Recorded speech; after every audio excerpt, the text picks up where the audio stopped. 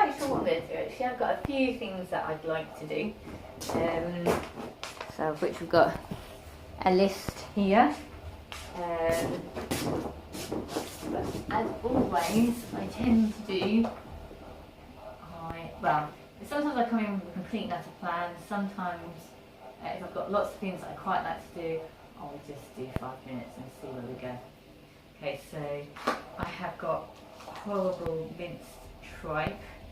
It's partly frozen still to make it look more handleable, but it does make my fingers stink, and that's why I've got the spoon. Pops really loves it. Then I've just got Pop's normal kibble and a few extra treaty bits in there, so that's cool. So I just wanted to add duration mat. Ta-da! So Pops knows her bed cue. So basically, while she's on the bed, now that was really cool. Her daddy walked past, good girl, and yet she still stayed on her bed. And her daddy's walking past again, so she can see her daddy, but she has not left the bed, which is actually really handy. So that was quite cool, because just shows you that she knows when she's on the bed, and I haven't said her word that tells her so she can go off. She does know that she's meant to stay.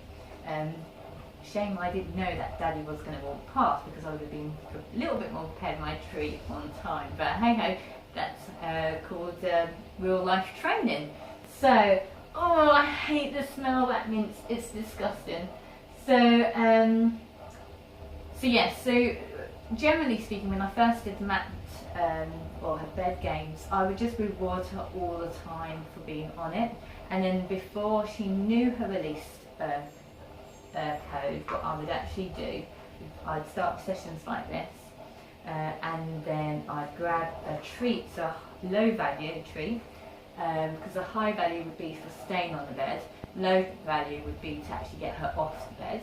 So I'm just using her normal kibble here, and then I would throw the kibble and say her release word. Now, because at the beginning she didn't know what her release word was. Now, interestingly, I've done an awful lot of work with her where I've thrown stuff as a distraction to see if she'd leave the bed. So I know she actually won't leave. For example, here you go.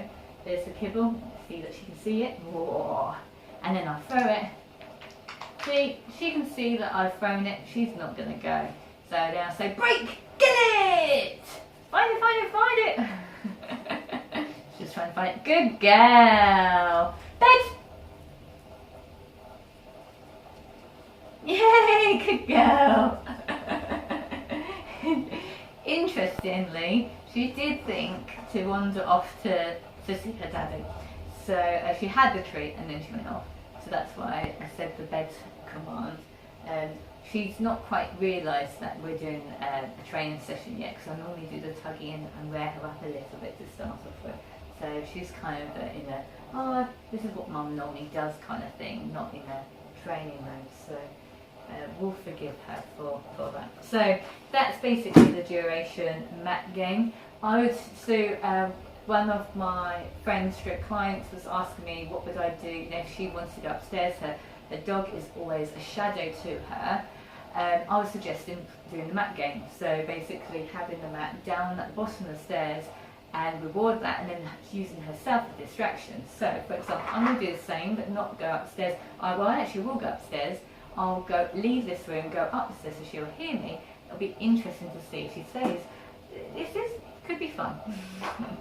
So I am just going to give her some, that's disgusting, that stuff. I'm going to leave the room. I'll stamp upstairs so you hopefully will hear it.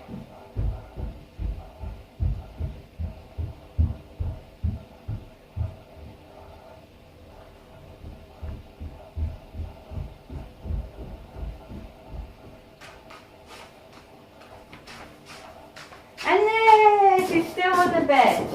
So, well done, puppy girl. That was really good. And I'll give her some, oh, that is revolting, that stuff. Give her some more mince. Did you see also she didn't come off her bed for that mince, even though I'd thrown it to her. She was quite happy and settled. So she is quite chilled. So I do want, so I'd call her arousal levels quite low at this present moment in time. So, and I want to G her up a little bit. So I'm going to get one of her toys from her box and play a bit of tuggy with her and try and move this mince out the way. Break! Get it! Tuggy! Yay! So I'm now going to do some arousal high and arousal low. So this is what I'm saying. So I knew she was in quite low. Look at her now. She's gone straight into high arousal. Yeah, yeah. Yep. Sit. Down. Good girl. And now I'm going to go into low arousal again. So I really like this when Pops does swivels her hip to the side. This is what I call her settle. And so my voice changes, it's low, it's slow, the strokes are nice and slow. And I do this nice and calmly. Oh, yeah. She likes the strokes, as you can see. She enjoys the long strokes. This is getting her arousal low again, and then I'm going to go make it faster. So arousal up. Get it! Tuggy! It's mine! It's mine! It's mine! Get, sit. Sit. Good girl. She's perched off the mat. I don't think she felt totally comfortable with it. Get it! Good girl. Go, get it! Yay! Mum, I've got the tiniest bit of the tuggy. Get, and now get it properly. Yay! And again. Get, good girl. Down. Get it! Good girl. Good girl. Get your foot out of it. Go on.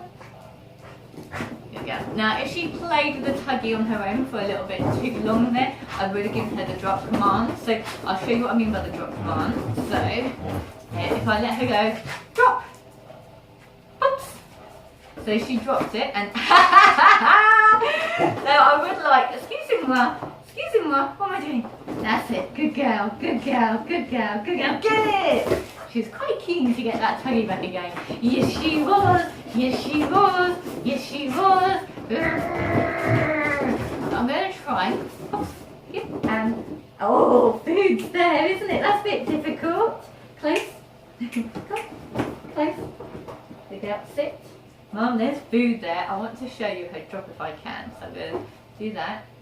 Get it! And just picked it up. Drop! And yeah, see, so she's got it. The drop command's really, really handy because of if she was to pick up anything that I was unhappy with her to do, like for example on a walk, if she picked up something that I really didn't want her to pick up, I can use the drop. So it's really handy to teach the drop. I'll tell you how to do it another time. She is doing those touches at the moment. She's finding this really difficult because the mince is right there. Right, ready, steady, sit. There you go. And that was so good. Yay, go on. Get it. Oh, that's disgusting. That is repulsive. Repulsive. And now I'm going to end it on some arousal low. She's really liking the food. She's very hungry at the moment. Pops. And settle. Good girl. Good girl. Oh, yeah. Oh, yeah. Nice and sexy. So doing the arousal up and the arousal down gets them used to going up, you know, getting them used to being able to calm.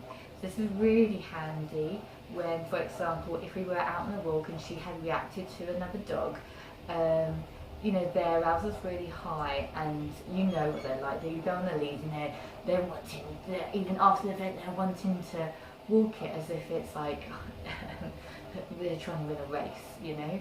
So it's really handy getting them used to having calming signals, so that you can then calm them back down, because then if they were to meet something other that probably they would be fine with normally, but because of the arousal levels higher, they would then react. Just brings them back down to that state where actually they're happy to, you know, to ignore that thing again. Okay. So yeah, and if you do it in your home before you're out and about, it just, you know, it's a good way to repeat good behaviour and get them knowing what to do. Yes, you're beautiful, aren't you? There you go. So that's going to end our session today. Quick, good girl.